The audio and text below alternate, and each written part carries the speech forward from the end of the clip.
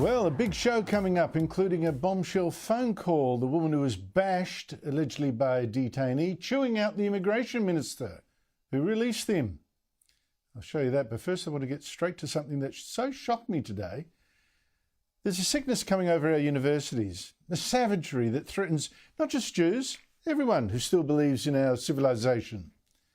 That's just been made so clear by two student leaders who went on the ABC and declared they supported Hamas unconditionally. Now, when Hamas terrorists last October 7 slaughtered 1,200 Israelis, raped many women, kidnapped 253 people, I thought the atrocity was so plainly evil that only the depraved would excuse it. After all, I've seen footage so horrible I can't show you here.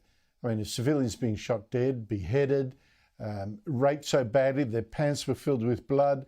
I saw the broken body of one young woman driven through Gaza in triumph as howling Palestinians punched it or hit it with sticks. Just hear them cheering.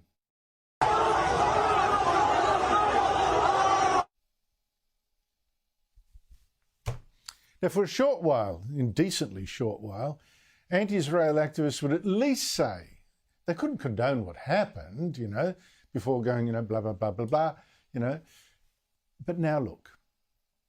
On Monday, two students went on Canberra ABC radio to explain why they were running an encampment, a protest one at their ANU university, against Israel.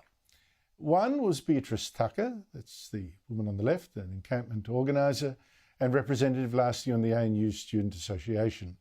Now, after speaking with utter certainty and equally utter ignorance about evil Israel, she was asked if she at least condemned Hamas. You've also got to send a message to Hamas to release the hostages, don't you? Well, I actually say that Hamas deserve our unconditional support, not because I agree with their strategy. You can't condemn what Hamas did in October last year? I will not condemn what Hamas did. We must be unconditional, but we must be critical also, Luke? Right? No, I did not condemn. Well, the other person you heard there saying he didn't condemn Hamas either, that was Luke Harrison, the ANU Student Association's education officer. Heaven help us all. You can't condemn even rape? I asked Tucker, I asked Harrison, how is rape ever justified? And murdering, deliberately murdering teenagers at a music concert as Hamas did that day, October 7. I've seen and filmed their faces, the photographs of the dead at the place that they were murdered. And you can't condemn that either? Unconditional support instead for the killers? Good God. What is the climate now that even support for Hamas is freely expressed on the ABC? It's said increasingly also in protests in Britain, the US and Canada. Now, warning, this is obscene. Not terrorists, they are resistance fighters, they are freedom fighters, and they are heroes for a new world. October 7th changed the world because October 7th not only threw the mask off of these imperialist states who use language of human rights in order to invade countries and depose their leadership and destroy self-determination, but what it also did is it showed that Palestine is almost free of Zionism from the river to the sea. Jewish women are way too ugly to be raped by him, and they're baby with a condom. It's disgusting what's going on. And I wonder if this shameless support for Hamas and this contempt for Jews is now possible here because our government, particularly the Albanese government, has been so weak in denouncing the anti-Semitism that it's now swept over us like fires from hell. Or is it because maybe our police have been equivocal as well, as we saw again when a pro-Palestinian extremist, already charged with kidnapping and torture, reacted like this when Jewish reporter Avi Yemeni of Rebel News tried to interview him about recent violence at that protest outside the Victorian Parliament. I'm gonna get you. You're gonna what? I'm gonna get you. What are you gonna do? Leave. What are you gonna do? Leave. What are you gonna do? Leave. What are you gonna Leave. do? Hey, don't touch him. You came my way. I don't get involved in that. You probably should, though. He's out on bail for kidnap and torture. This is kind of hatred now more possible also when a Macquarie University academic can clap along as children she's been encouraging chant their war cries. Intifada, intifada, intifada. river to the sea, Palestine will be free. From the river to the sea, Palestine will be free. And today, I read that Melbourne University's Vice-Chancellor, Duncan Maskell, he's abruptly quit his new job. He only took it last year. And I'm not surprised, having seen him also hounded by anti-Israel students as he walks to his office, for instance. You should ask the students, but the students say you should ask the students. You're the vice chancellor. You can tell me what to do, I don't think.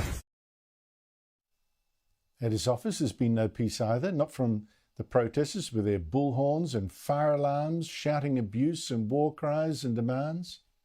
Up with liberation! Up with liberation! Down, down with occupation! Down, down with occupation! Up with liberation! I don't wonder if he's feeling under some pressure. I mean, I just wonder whether the Vice-Chancellor's children are safe from such protesters who feel such a licence to bully. Are any of us safe from extremists so in love with power that they refuse even now to condemn Hamas? Thanks to Drew Pavlou for finding some of that footage for me. Joining me is Rowan Dean, editor of The Spectator Australia and host of Outsiders on Sky News every Sunday at 9 a.m. Rowan, you know, normally I look for these things. We laugh a little that kids could be so stupid, but this has turned a corner. This is just savagery. It frightens me. It frightens me. Here's another example, by the way, from the protests at America's Columbia University. We are Hamas! You're Hamas, wow. What do you think's going on, Rowan? Well, it is evil, Andrew. Anyone who can shout out "We are" or "I am Hamas" is basically saying, "I'm prepared to behead babies. I'm prepared to rape or see women raped in front of their dying children and then murder them." Is prepared to say, "I glorify in a woman being mass raped, butchered, her body broken and paraded in front of jeering mobs." So if you say "We are Hamas" or "I am Hamas," you are saying "I am that sort of person. We are those sort of people," unequivocally. And it's not as if the information isn't out there. It's not as if we haven't had months and months to look at the material if we so chose and to verify it, etc., etc. This is a terrifying moment in Western history. It's the first time, I think, that the so-called intellectual class or academic class have shown themselves to be absolute cowards, absolutely devoid of any morality whatsoever, and basically as low down on the evolutionary scale as you can get, prepared to tolerate the most extreme bigotry, tribalist hatred, calls to violence, lack of empathy for fellow human beings, everything that lifts humans above the worst of the animal kingdom. Much of the animal kingdom is wonderful, but everything that lifts us above the worst of the animal kingdom is being trashed by our universities, is being decimated by our authority figures, by many of our politicians. You're right to point the finger of blame at the complete and utter lack of leadership from Anthony Albanese, fueled by the likes of Penny Wong, Tony Burke, Ed Husick and others, who are pandering to this kind of tribalism for the most base political motives. They make me sick, and they should make all Australians sick. We have to come out of this. Yeah, you put your finger on it. You know, society doesn't fall just because there are outside enemies. It falls because it's filled with cowards who will not defend the values on which that society rests. And that is exactly what we're seeing. But Rowan, I still think it's important to underline, you know, not to sit here and tremble and magnify their power, but to underline how stupid they are, how vicious so many of them are, how entitled they are, absurdly entitled, so out of touch with reality. I want to give you a comic example. Here's one of the leaders at the protest at America's Columbia University, very prestigious, where students broke into its administrative wing, its hall. They kept 3 cleaners prisoners for a while, would you believe, and then demanded the university send them all food. Well, I guess it's ultimately a question of what kind of community and obligation Columbia feels it has to its students. Do you want students to die of dehydration and starvation or get severely ill, even if they disagree with you? If the answer is no, then you should allow basic, I mean, it's crazy to say because we're on an Ivy League campus, but this is like basic humanitarian aid we're asking for. It seems like you're sort of saying, we want to be revolutionaries, we want to take over this building, now would you please bring us food? In fact, Rowan, the administrators of Columbia University finally hardened up and they sent the protesters not food but armed police who busted in, cleared them out, arrested people. It took too long, but what I'm looking for is university bosses here taking firm action as well. Well, they have to, and that clip, it's worthy of the best comedy. And I watched it several times thinking, no, there's got to be a stitch-up. This has got to be a comedian. This has got to be Armie Horowitz or Arvie or someone doing a joke. But no, it was the real thing. She's the real deal, and she's got she's doing a course in all sorts of mad, kind of crazy Marxist combined whatever studies. The answer here is yes, the vice-chancellors have to restore a modicum of morality to their campuses, but that will only come. My experience of the vice-chancellors is they're a pretty greedy, cowardly mob, and they will only be swayed when people stop employing people from their universities. For example, I'm not in a position to employ people as I once was, but I once had 200 people that I was in charge of. If I were in an office, I would be saying anyone from Sydney University, forget it. Unless you can prove to me that you are not infested with that mindset, you won't get a job here. So it's up to employers, it's up to donors, to the universities and others to put the pressure on the universities, Andrew. These are moral standards that must be imposed, must be stood for. I don't think you can surrender anymore. Rowan Dean, thank you so much for your time. Incredible. But I said more there than I planned to, but to the intro to the show, coming up tonight, David Shiraz says he'll stop fighting claims that he defamed Britney Higgins' former boss, but is that going to save him? And today's good news story, kind of, I think, the 19-year-old who reeled in $1 million barramundi. It's pretty hard going for us at the moment with money, but yeah, now with $1 million, don't have to complain about it. But to the Albanese government's disastrous week, which just got a lot worse today, especially when the immigration minister rang the victim, allegedly, of his catastrophic bungling. I'll show you that in a second. But the disasters actually start from the top. When Prime Minister Anthony Albanese, of course, on Sunday snapped at a rally against domestic violence, he pulled rank on the organiser, then called Albanese a liar before bursting into tears. I'm happy to know what we arrange him to talk with the ministers, hear what they have to say, and then we'll consider the decision of them speaking about 10 minutes. But I'm not having any attacks towards myself or the organisation.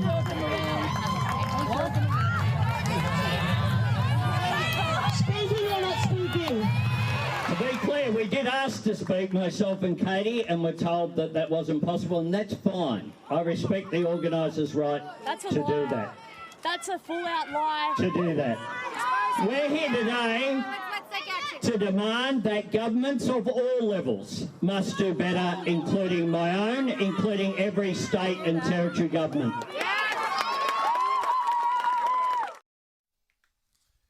Albanese today refused 2 invitations to apologise. Could you have handled that interaction a bit better in retrospect? Like it is, you've put that, you haven't put what was said beforehand. I think the video before then as well clearly indicates what the view was over whether that was appropriate or not. Do you feel sorry for the fact that Sarah Williams was left in tears at the end of that exchange? Look, I feel I don't want to see anyone in that situation feel badly about anything, about any circumstances. I wish I wish Sarah well. Now that's already a bad look, but it got even worse today for the government. Now, warning, I'm about to show you a confronting graphic. Last night, I went through the blunders made by Immigration Minister Andrew Giles and his boss, Home Affairs Minister Claire O'Neill, that led to a Kuwaiti man that they'd released from immigration detention, allegedly bashing and robbing this woman, 73-year-old Ninette Simons, a cancer sufferer, and her husband. I won't go through all their mistakes again. I mean, you know, like letting that detainee out without proper monitoring, not even an ankle bracelet, would you believe, despite the government's promises, not even opposing bail for this guy, the 3 times he was before the courts for breaching his curfew, among other things, and on and on. But has the government apologised for any of that? Well, absolutely not. Take Home Affairs Minister Claire O'Neill today, in her only interview since the scandal broke, blaming everyone except herself, and no apology. As a Commonwealth Minister, I can't do anything to change what state courts decide to do with regard to bail. I don't think the state government was responsible for his ankle bracelet, was it? Wasn't that the Community Protection Board? So one of the layers of protection that we have in place, Nat, is a group of very experienced law enforcement officials make decisions about how people will be monitored in the community. Again, I can't speak to the specifics in this individual case. It's their fault, not hers. But then it got even worse. When the Immigration Minister, Andrew Giles, rang that victim, Ninette Simons, and got an earful. I don't feel very safe here anymore, unfortunately. I don't. Why was his ankle bracelet removed in March? He should be safe, but, you know, we feel we've been let down. Joining me are Cameron Milner, former Chief of Staff to Labor leader Bill Shorten, and now Director of GXO Strategies, and Michael Costa, former New South Wales Labor Treasurer. Cameron, how is all this playing out for the government? Well, terribly, Andrew, because on this matter of the detainee, it is the Commonwealth's fault. I mean, we had the Prime Minister yesterday smugly trying to brush it off and blame Western Australia's legal system for it, when it was his government that failed to put the bracelet back on the detainee, and his government that failed to oppose bail. So the buck stops with Albanese on this one, and it's a terrible look. And it's all these detainees that are out in the community roving around as criminals because the Albanese government hasn't been tough enough on these hardened criminals. Well, Michael Costa, I wonder whether this week has been so disastrous. I suspect it will turn out to be a key week where some trust was lost. I think that's right, Andrew. I mean, just the images feeds into the narrative that the government's incompetent, and we've got the budget coming up. I'm sure there's going to be criticism given some of the forecasts on interest rates that we've seen this week. So you're getting this perception that we've got a government that is not in control of the policy agenda and has ministers that are below par in a range of areas, and I'd even include the Treasury in that, and we can talk about that in a moment. Yeah, look, but Andrew, on that, I mean, that's a... Sorry, go ahead. I was just going to say, I mean, we blame the ministers, but let's blame the Prime Minister. I mean, this is the Albanese government. I mean, his Prime Minister's office runs a central command and control with multiple media spinners giving out key lines and themes. Those ministers are only rattling off the lines the PMO gives them. And Albanese is the one who should be responsible for what's happening with his own government. Well, look, they say, you know, the buck stops at the top. It has to. I mean, he's overseeing all this and is not actually holding the ministers to account for their mistakes. So that is condoning it. What you walk past, you condone. But, Michael, you were mentioning the budget, right? And this is what I think makes it, and I know you scoffed last time I said this government's looking as bad as the Gough Whitlam one, but I think this week is starting to make that gel. It's against the background of the economy really, it's getting tough, very tough for people. Meanwhile, the government's been it's announcing it's picking winners under its new plan, Future Made in Australia. $1 billion already to businesses to make solar panels here when there's actually a glut of them. This week, another $1 billion to get an American-based company to come here and try to invent a workable quantum computer. $1 billion it gave to a company that hired 2 Labor-linked companies to get that grant. And now we're warned that Albanese is about to give companies huge money to also invent a way to make hydrogen fuel from water without going broke. I just wonder, how's all this playing with the public? For me, this kind of picking winners is alarming. Oh, it's absolutely alarming. But look, with the public, this is double-edged in the sense, and I have this same attitude too. I would prefer to buy Australian where possible. However, there are some basic economic principles that underline global trade, and unfortunately, and again, the Treasurer is responsible here.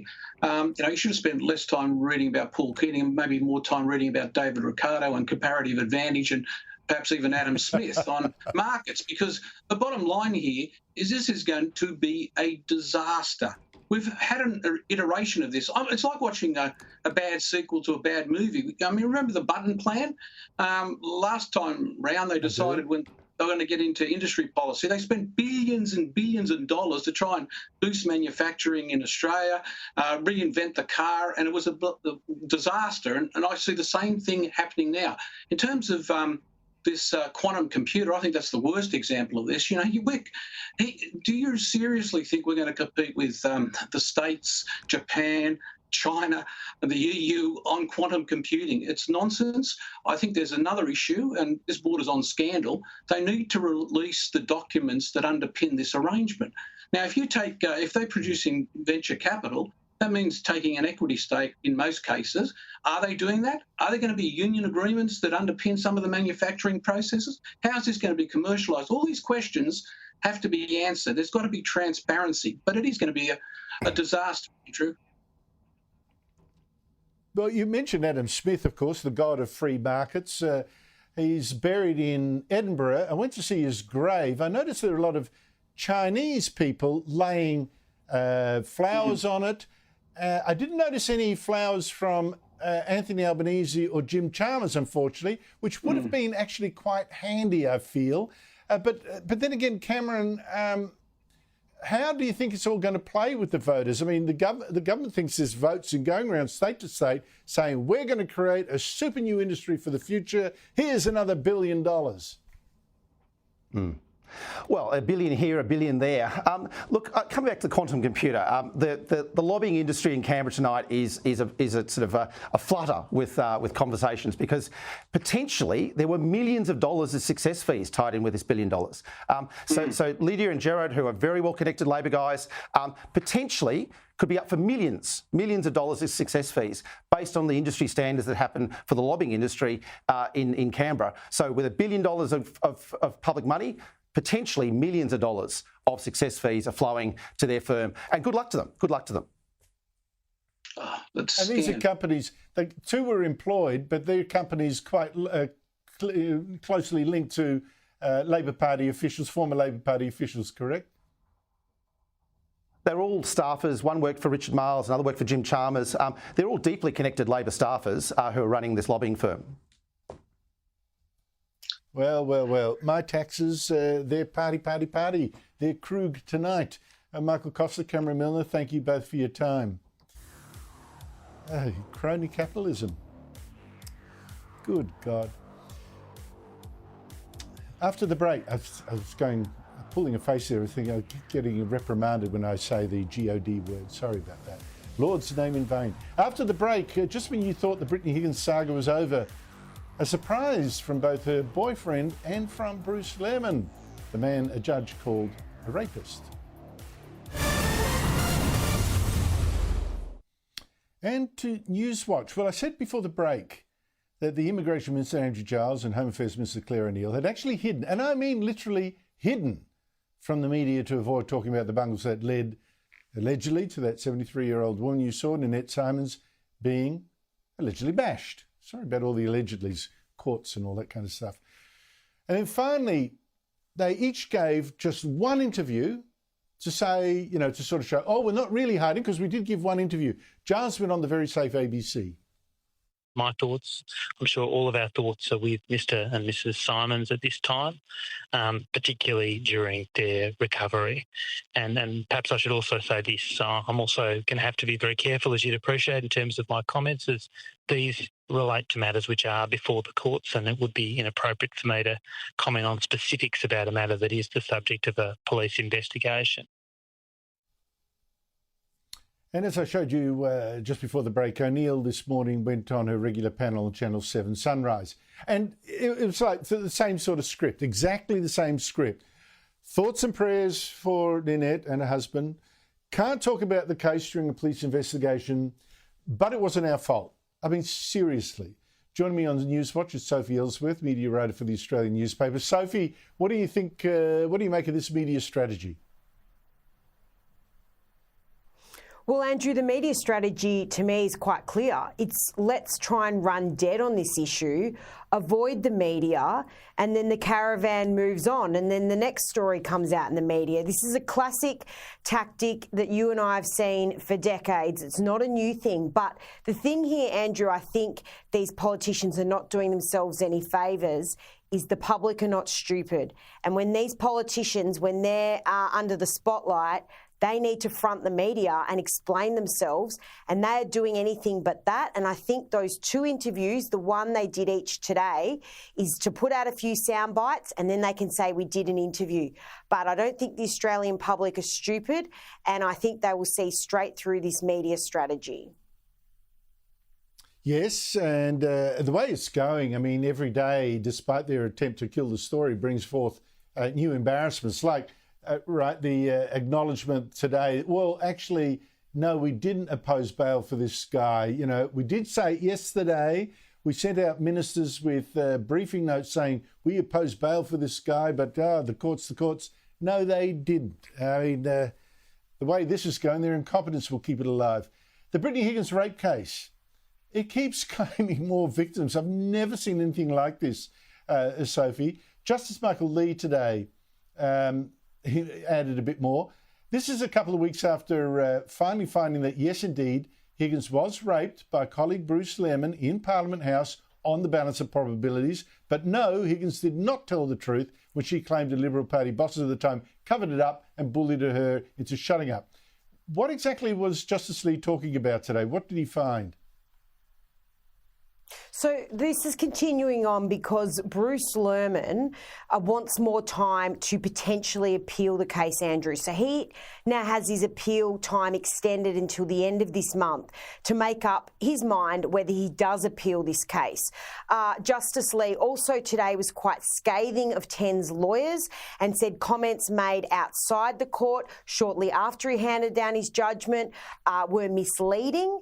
And he said that the lawyers who were basically saying Ten had been vindicated should have, you know, I'm saying these words, not his, but held their horses and waited to read the full judgment, which I think was 300 odd pages. So he wasn't exactly thrilled with the performance of Ten's lawyers, Andrew. But again, as you said, there's scalps all along this case and they just keep on coming. Yes, he was quite scathing. He wanted it very well known that Channel 10 had not acted reasonably in pursuing its reports of Britney Higgins, particularly in following and pushing the claim of a cover-up by the Liberal Party. Not true. That was the big basis of their report, really, and it wasn't true.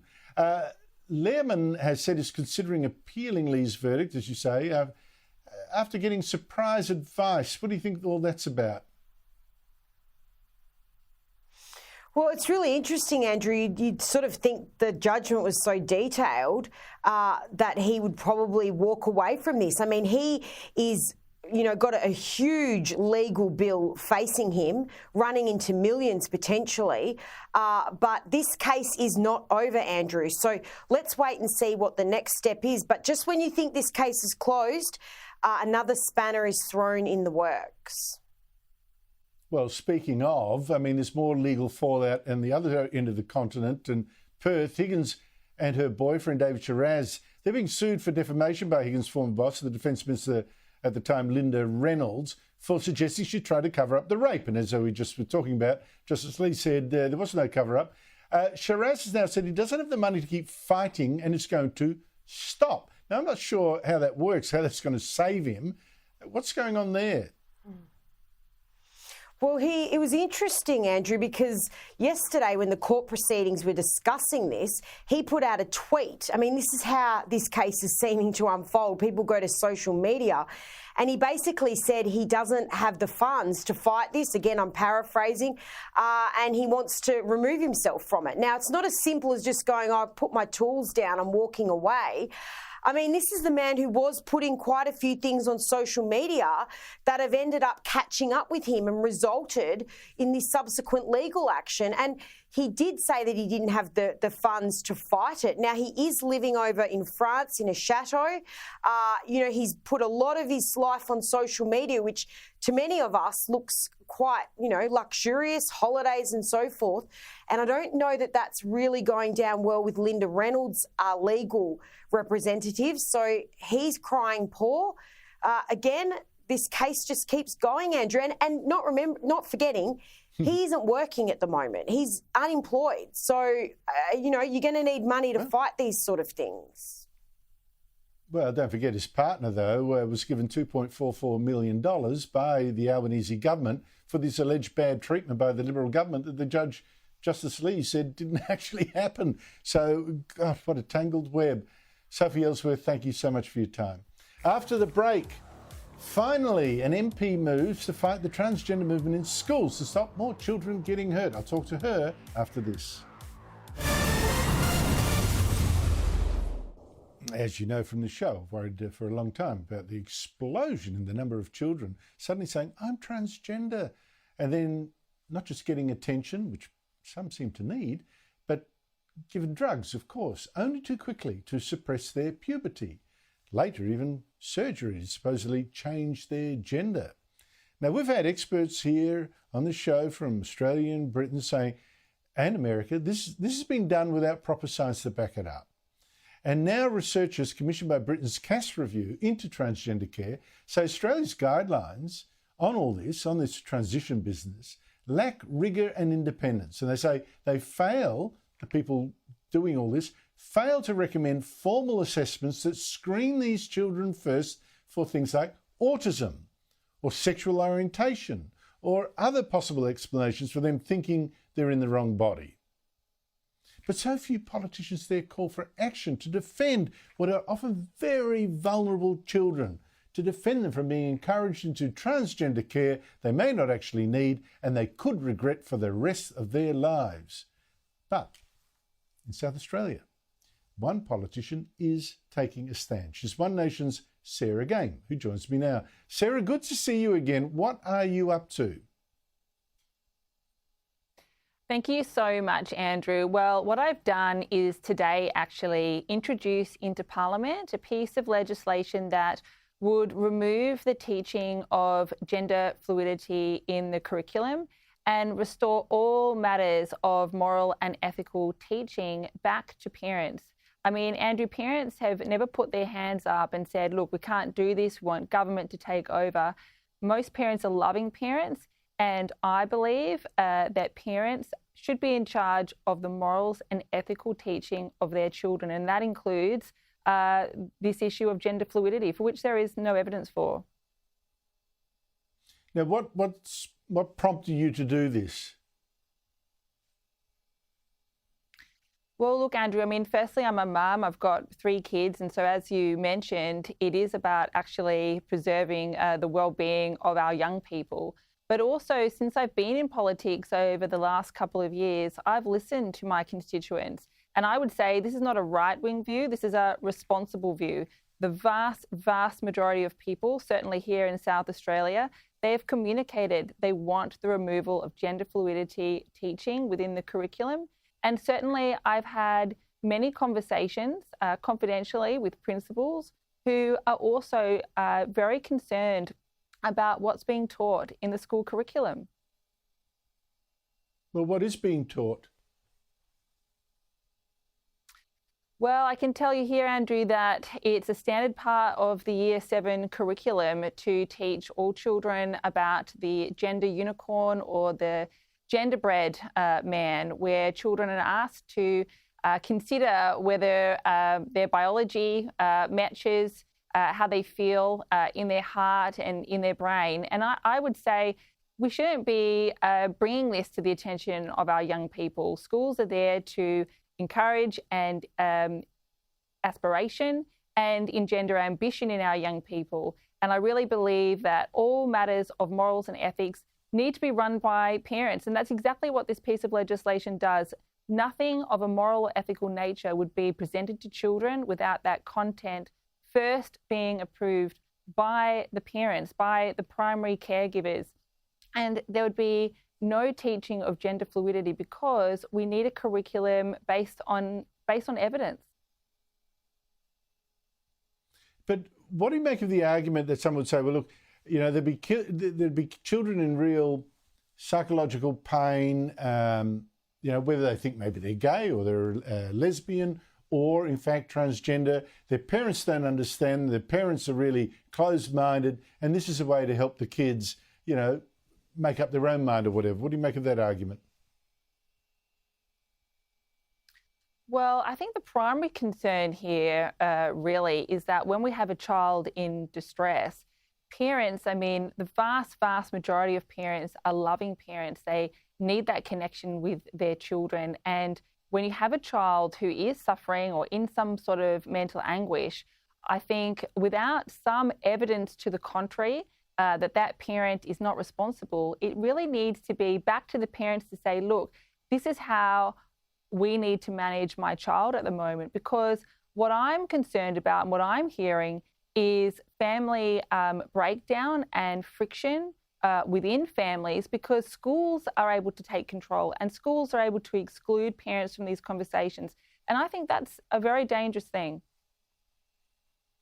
Well, it's interesting you say that because there's been research from Britain. We've talked to a BBC journalist who's done a whole book on this, suggesting sometimes that it is family breakdown or absence or some sort of family trauma that tends to be linked in some cases, certainly not all, to people thinking, I need to change gender. I don't know whether it's a cry for attention or love or whatever, I don't know, but that's an interesting link.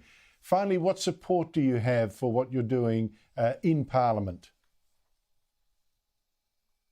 Well, certainly there's an enormous amount of community support. When I first started talking about the removal of gender fluidity from the curriculum and putting all matters of morals and ethics back with parents or primary caregivers, there was a poll in the Advertiser actually on this proposal that I had, and it achieved 80 to 90% of people in agreement. And that's why I say it's not a right-wing view, it's a majority view, it's a responsible view.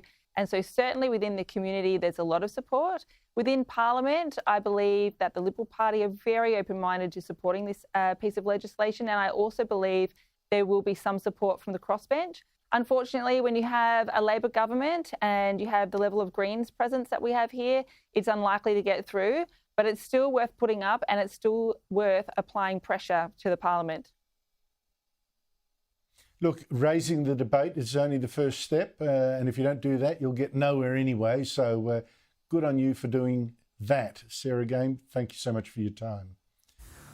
After the break, the $1 million fish finally caught. There's actually an interesting postscript to that. Plus, 2 Greens councillors finally work out that the Greens are bullies who hate dissent. Who knew? Apart from us, of course. And to our good news segment. Well, not all of it is, but we will include the $1 million fish. But first, and this counts as good news, 2 Greens councillors in Victoria, at Monash Council, they've had a hallelujah moment. The road to Damascus. They've suddenly opened their eyes and discovered, hello, the Greens are almost all Stalinist, and they've quit the Greens party. One said that some Greens members, particularly older women, they've endured months on end of invective, abuse and harassment, a politics of surveillance, of disinformation and of fear and intimidation. And that's all by the Greens. And the other said, well, the good that the Greens do, I'm not sure what that is, has been eclipsed by a rapidly growing list of failures, an alarming lack of self-awareness, a growing anti-intellectual tendency and a myopic preoccupation with foul progressive conformity. If they'd read my columns over the decade, or 2 decades, they would have seen it for themselves long before. Join me, a federal Liberal MP, Garth Hamilton, and former Sky News regular, Evelyn Ray. Garth, I'm amazed that these 2 councillors are only now amazed themselves to find the Greens really are totalitarian at heart and cannot tolerate dissent. Look, goodness me, the Greens are a bit Stalinist. In other news, Andrew, the French are a bit arrogant. Koalas are very cuddly and water is wet. You know, how is this news? I've been saying this for ages, but I will be serious because, you know, the Greens have built their reputation on this great party trick of theirs, which is being something and pretending to be something else. And there's a great example we've seen in this term of Parliament where they talked a lot about the housing crisis. They're going to solve the housing crisis. They're really concerned about it. They go out to young people in these inner city suburbs and talk to them about just how great their solutions for housing are. But at the same time, the 3 Greens members in Brisbane have personally fought against 1,300 new units in Brisbane. So this is a great example. They pretend to be all about housing. They're going to solve housing. They had that little snarl up with Albo. Remember that picture as he's walking out of the chamber? But when it comes to it on the ground, what do? They actually do the complete opposite, stifle housing development, make things worse for the exact same people that they're selling their story to. So, look, I have very low tolerance, not much patience for the Greens, and quite frankly, this story has been a long time coming. But Evelyn, you know, these 2 Greens are not the first Greens Party members. I think there was an MP as well that quit saying exactly the same sort of thing. It goes to our real disease now, I think, that we have lost the ability to disagree without wanting to smash someone, bully them, destroy their business with negative reviews online, drag them to court like Marine Faruqi, the Green senator, is doing to Pauline Hanson right now. I mean, this is the issue, isn't it? Yeah, look, just based off the previous comments, I just wanted to add, you know, unfortunately, some communists have to learn the hard way. And maybe it's better to learn that lesson now than in the breadlines. So I'll just say that. But, you know, back onto your argument point, I think people just don't know how to disagree with something someone said without hating the person who said it. You know, the smallest disagreement these days can turn friend into foe. And I think it's these particular political ideologies and these prevailing ways of life that we have. It's sort of how it's framed. And I think it's framed that way intentionally. If you don't agree with me, you hate me. If you don't think like me, you hate me. If you don't vote like me, you hate me. You know, every debate is sort of framed as a red team versus blue team, you know, and both teams sadly want the absolute worst outcome for the other team. You know, our politicians, many mainstream media outlets are sort of responsible as well for reducing public discourse to that kind of volatile level. You know, I think many politicians, unfortunately, especially in the Greens, who can't persuade on their own merit, they tend to advance themselves by degrading and dehumanizing everyone who disagrees with them. It's literally adult tantrums. It's immaturity at its finest. And you know, like we mentioned previously, it's sort of come to you know, what we expect from the Greens. In fact, I think we're seeing a lot of that in the pro-Palestine, anti-Israel protests at the moment too, Garth. I mean, I was showing footage earlier in the show of the Vice-Chancellor of Melbourne University is now quitting early. They're making his life hell, you know, pursuing him down, yelling at him, etc., etc. Some people can't stand up to that thing very well. It's just appalling. Well, it is absolutely bullying, and we should call it what it is. But, you know, there's an interesting point here. If you look at the Liberal Party, one of the challenges and one of the criticisms we often face is the thing that we're kind of proud of. We're a broad church. We do disagree. We're open. We can cross the floor. Unlike Labor, we can cross the floor. We can have open disagreements on policies. Sometimes we're too broad. Sometimes we engage in conversations that really aren't going to be resolved easily. But I think that's our strength. We are open, and in that way, we reflect Australian society. Compare that to what we see from the Greens, where everyone has to be the same. If you don't agree, you're out. Not only are you out, you are bad, and there's some not just wrong, but you are fundamentally morally flawed for not agreeing with their philosophy. Could not be a better contrast between the two parties. Yeah, I think that's right. Although I do still think that Bridget Archer should just join Labor and be, done with it. Evelyn, the Prime Minister and the state and federal leaders met today to work out what more to do about domestic violence. This was the big announcement. So today we can announce the government will invest $925 million over 5 years will be included in the budget in 2 weeks' time to permanently establish the Leaving Violence program so that those escaping violence can receive financial support, safety assessments and referrals to support pathways. Those eligible will be able to access up to $5,000 in financial support along with referral services, risk assessments and safety planning. Evelyn Ray, your response to that solution? Look, I think the language that Albanese is using here is actually quite absurd, because as long as you have human beings in the world, you can't totally eliminate any form of violence against anyone, particularly women, especially when you have sinners living and trying to exist together. I mean, you can fight against it, sure, but if your end goal is to ultimately eliminate it, then you're sending people a very false message. You know, I think especially when you imply that all men are responsible for the actions of a few. So I don't like how he's used the language, but I think it's important to say that there's absolutely no excuse for domestic violence, no matter what the circumstances are.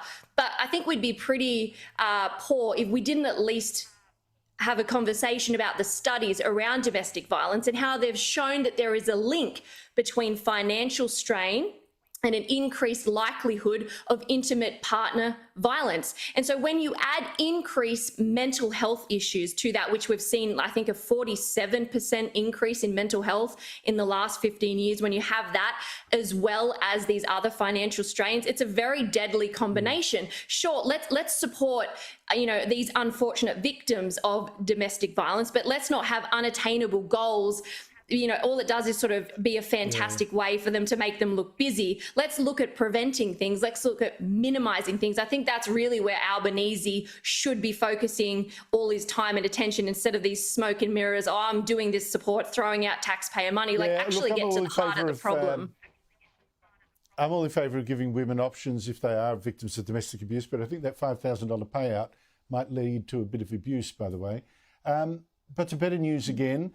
Keegan Payne is a 19-year-old Mad King fisherman, one of 8 children of a family in the Northern Territory, caught a barramundi while fishing at Katherine, a fish tagged in an annual tourism promotion worth $1 million to the lucky person who caught it. Payne is the first to pull it off in 9 years. Here he is.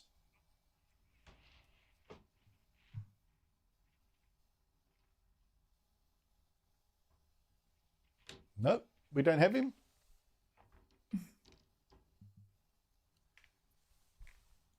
Well, I don't know what happened there, but anyway, he admitted the good thing about this is he says it's got no family. The family was poor. Now they don't have worries.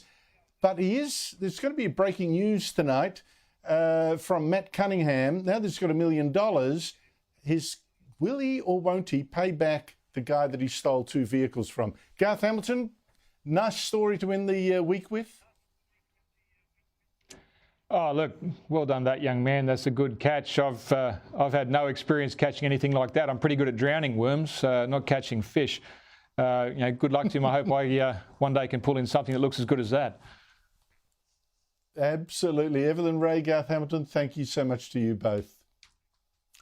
That's it from me. Now, Sherry Markson.